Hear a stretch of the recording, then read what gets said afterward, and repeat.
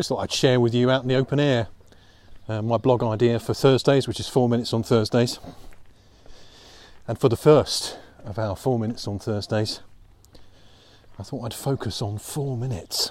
So back in the 80s really, 1985, my life was changed by one programme, which was called Putting People First. And it was run by the amazing Time Manager International for Dixons.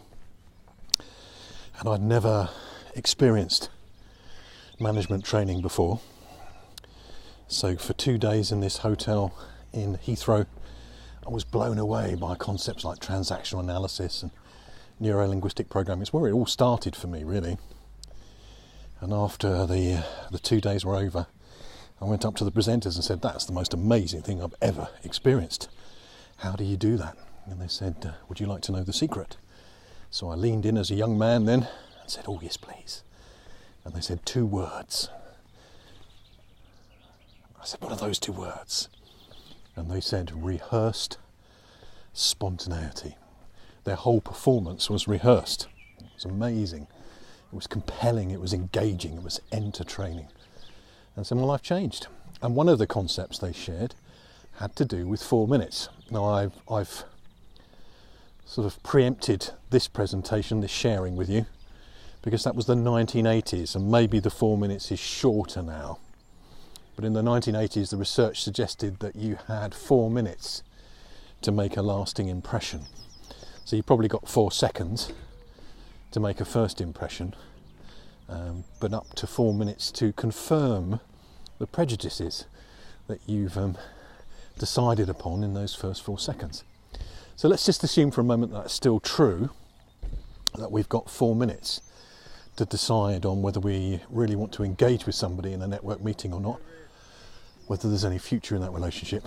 And after 4 minutes, apparently it's polite then to walk away without upsetting anybody's feelings. And this is true in social situations, such as parties, as well as social situations such as business networking.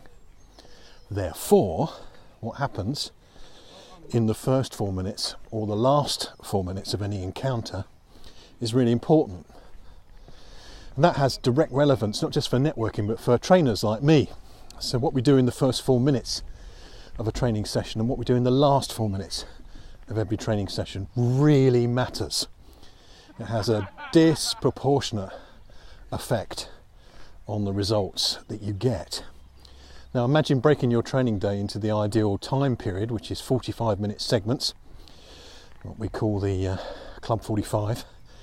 Taking a break every 45 minutes, that means you've got an opportunity every 45 minutes to make the most of the first 4 minutes and the last 4 minutes.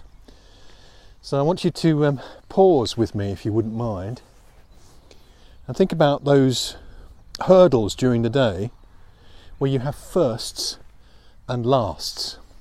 The first 4 minutes when you come home from work. What do you do in those first 4 minutes? Do you go, "Oh, just leave me alone, darling, for a while so I can get in and get relaxed"? Or do you get ready for coming through the door before you come through the door? So you deal with your stuff in the car or on the journey home, so that when you can come in the front door, you come in as superhero back from a day's work and really make a good fuss of those who love you, be that the cat, your kids, or your life partner. Well, there's our 4 minutes there.